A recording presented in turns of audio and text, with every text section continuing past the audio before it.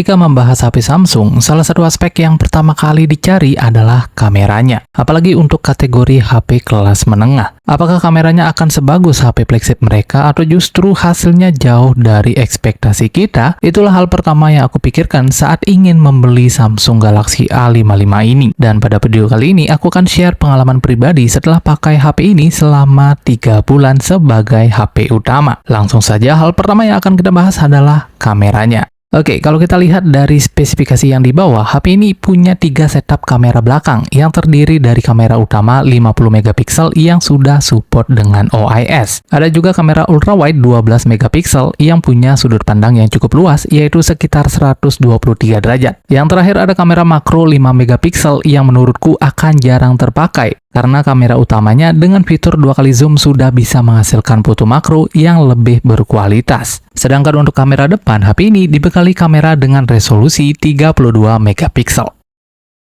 Ini adalah layout dari kamera bawaan yang ada di HP ini, di mana opsi menu yang disediakan menurutku masih standar dan gak banyak fitur yang bisa kita coba. Untungnya masih ada fitur Pro yang bisa kita gunakan untuk mengambil gambar ataupun video dengan parameter kamera yang bisa kita atur secara manual. Walaupun secara keseluruhan aku cukup puas dengan hasil kameranya, tapi masih ada beberapa catatan penting yang perlu kita perhatikan. Yang pertama, hasil foto terkadang pucat, terutama saat menggunakan kamera depan. Mau nggak mau, butuh sedikit editing agar hasilnya bisa jadi lebih natural. Untungnya, semenjak update OS yang terbaru, ada sedikit peningkatan di kamera depan, sehingga hasilnya tidak sepucat di awal-awal pemakaian.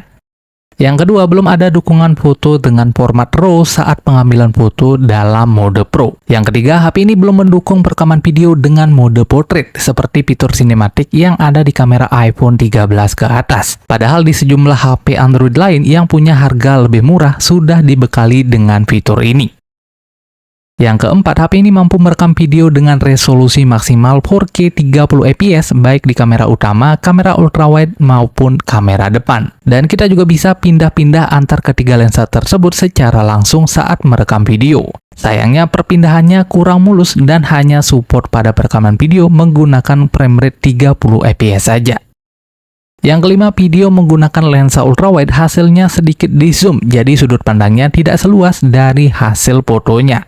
Dan yang keenam, tidak seperti kamera utama dan kamera depan, lensa ultrawide di HP ini belum mampu merekam video pada frame rate 60 fps. Untuk hasil fotonya bisa teman-teman lihat di slide berikut ini.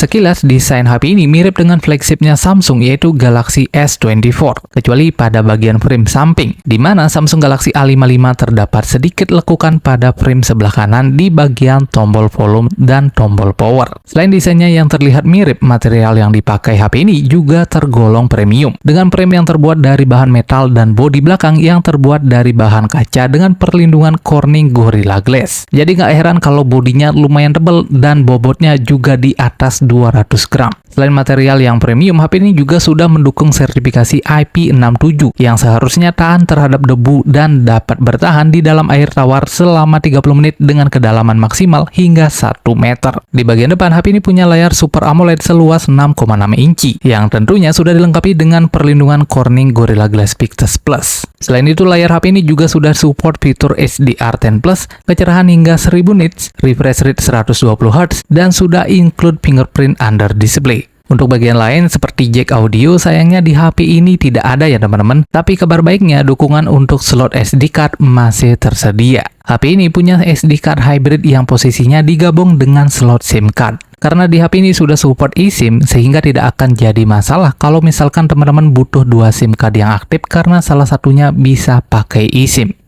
Samsung Galaxy A55 dibekali dengan baterai berkapasitas 5000 mAh yang sudah support fast charging hingga 25 watt. Untuk daya tahan baterainya menurutku masih standar saja dengan rata-rata screen on time yang aku dapatkan berkisar antara 6-7 jam pemakaian. Di sini aku mau jabarkan beberapa poin yang menurutku cukup menarik untuk kita bahas dari baterai HP ini selain daya tahan baterainya. Yang pertama, tidak include adapter charger. Yang ada hanya kabel data Type-C to Type-C saja di dalam box pembelian. Yang kedua, pastikan menggunakan adapter power delivery dengan input port Type-C agar proses pengisian daya bisa lebih maksimal. Karena setelah aku coba menggunakan adapter dengan port USB biasa, proses pengisian daya kurang optimal meskipun kita pakai adapter dengan daya yang lebih besar. Yang ketiga, terdapat fitur battery protection untuk memutus daya listrik secara langsung ketika persentase baterai sudah mencapai level tertentu. Total ada 3 mode yang bisa kita pilih. Yang pertama ada mode basic. Dengan mode ini, pengisian daya akan otomatis terputus ketika baterai sudah mencapai 100% dan akan dilanjutkan kembali apabila baterai sudah turun menyentuh level 95%. Yang kedua ada mode maksimum. Dengan mode ini pengisian daya akan otomatis berhenti ketika baterai sudah mencapai level 80%. Dan yang terakhir ada mode adaptif. Mode ini adalah kombinasi antara mode basic dengan mode maksimum. Mode ini akan mempelajari waktu tidur kita yang dipakai acuan kapan pengisian daya akan dilanjutkan kembali setelah level baterai menyentuh 80%. Sebagai contoh di sini aku coba mengisi daya HP pada pukul 11.25 malam dan terisi sebanyak 80% pada pukul 12.30 pagi. Dan pada pukul 4.22 pagi, pengisian daya baterai di HP ini dilanjutkan kembali secara otomatis dan baterai terisi penuh 30 menit kemudian. Oke, lanjut poin terakhir, ada bypass charging. Layaknya HP gaming, kita bisa menemukan fitur bypass charging di HP ini. Fitur ini bisa kita aktifkan saat bermain game, di mana arus daya yang masuk akan langsung mendukung kinerja HP tanpa melewati baterai. Dengan menggunakan fitur ini, kinerja HP bisa lebih maksimal karena suhu baterai yang lebih adem, dan tentunya akan memperpanjang umur baterai dari HP kita. Samsung Galaxy A55 dibekali dengan dual stereo speaker yang ditempatkan di bagian atas dan di bagian bawah samping port Type-C. Untuk kualitasnya menurutku biasa saja, bisa dibilang cukup oke untuk dipakai dengerin musik, nonton video, ataupun untuk bermain game. Dan di HP ini ada satu fitur yang sangat berguna buat teman-teman yang suka dengerin musik lewat Bluetooth speaker. Mungkin teman-teman sering merasa jengkel ketika dengerin musik di Bluetooth speaker dan suara musik yang kalian putar tiba-tiba mati dan diganti dengan suara dari aplikasi lain yang kalian buka. Keren, suara background juga cukup rapi meskipun dalam kondisi minim cahaya. Di HP ini kita bisa pisahkan suara mana yang akan muncul di Bluetooth speaker sehingga tidak tercampur dengan aplikasi lain. Caranya masuk ke pengaturan, cari suara dan getar, gulir ke bawah dan cari pisahkan suara aplikasi. Lalu pilih aktifkan sekarang. Di sini ada 2 menu yang bisa kita pilih. Pertama, di menu aplikasi, kita bisa pilih aplikasi apa saja yang ingin kita putar di perangkat audio lain. Di sini aku coba pilih Samsung Music. Dan yang kedua, ada menu perangkat audio. Di menu ini, kita bisa pilih perangkat audio yang akan kita gunakan untuk aplikasi yang kita pilih tadi. Sebagai contoh, di sini aku pilih Bluetooth speaker Tera Mini 3. Dan ketika kita putar musik di aplikasi Galaxy Music, suaranya akan otomatis diputar di speaker Tera Mini 3 ini. Sedangkan suara dari aplikasi lain seperti saat kita buka video short di YouTube, suaranya akan terdengar langsung dari speaker HP ini, sehingga tidak akan mengganggu suara musik yang keluar dari Bluetooth speaker.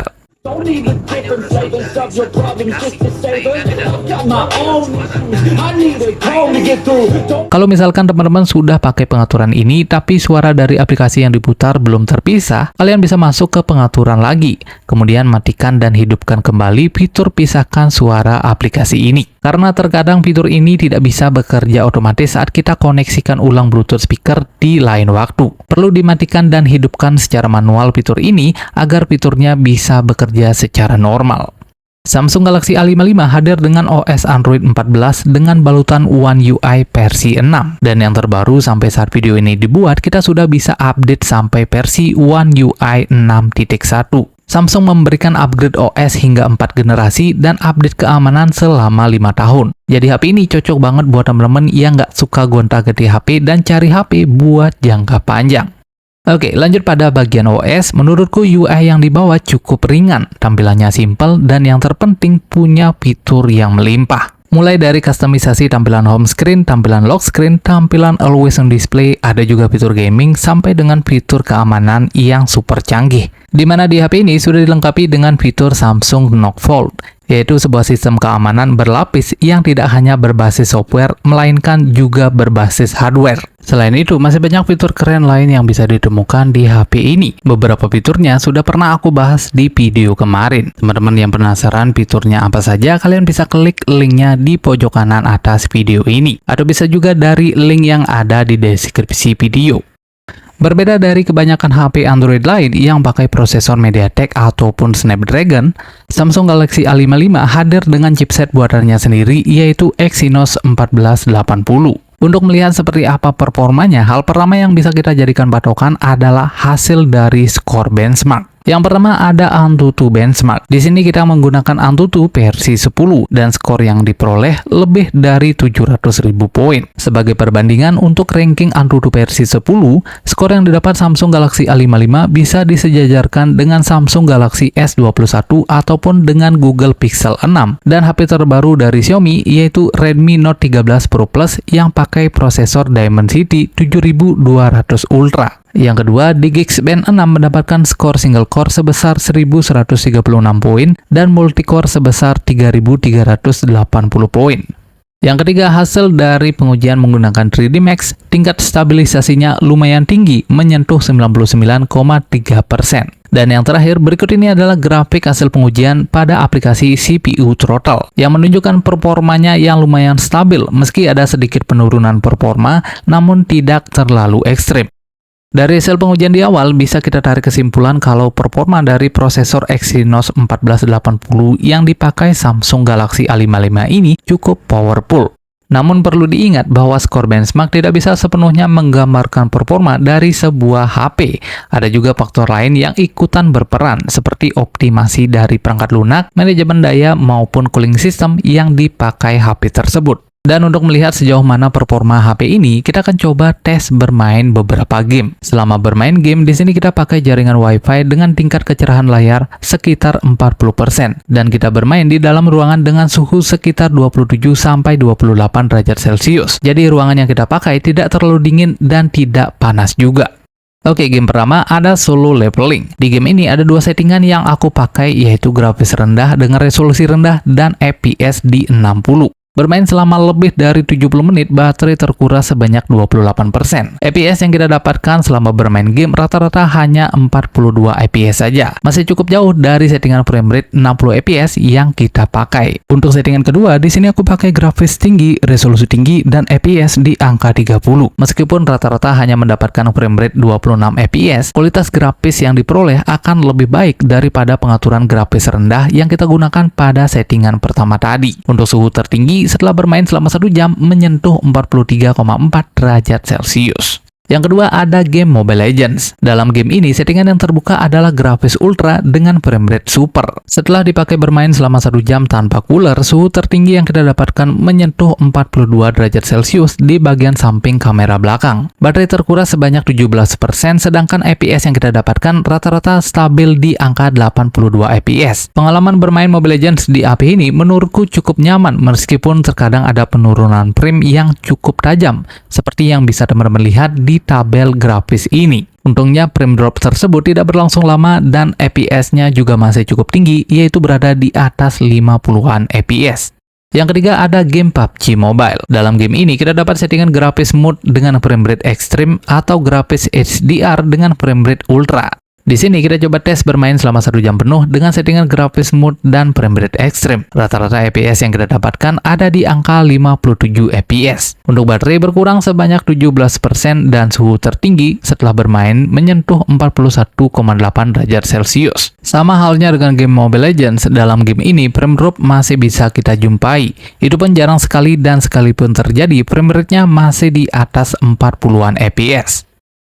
Yang keempat ada game COD Mobile. Dalam game ini kita dapat settingan grafis very high dengan frame rate max. Bermain selama 1 jam penuh, baterai terkuras sebanyak 18%, suhu HP tertinggi menyentuh 41,8 derajat Celcius, dan rata-rata FPS yang kita dapatkan ada di angka 56 FPS. Lanjut game terakhir ada Genshin Impact. Dalam game ini jangan berharap bisa mendapatkan FPS yang stabil di angka 60 FPS. Meskipun sudah pakai settingan grafis terendah, FPS yang kita dapatkan hanya stabil di angka 40-an FPS saja. Itu pun harus mengorbankan tampilan visualnya karena kita menggunakan kualitas grafis terendah untuk mengejar frame rate yang tinggi. Supaya kita bisa menikmati tampilan visualnya yang keren, lebih baik kita pakai settingan grafis menengah dengan FPS di angka 45 FPS saja. Dan setelah aku coba pakai settingan ini tanpa cooler, bermain selama 1 jam penuh, rata-rata FPS yang kita dapatkan ada di angka 33 FPS. Baterai terkuras sebanyak 19% dan suhu HP tertinggi menyentuh 43,4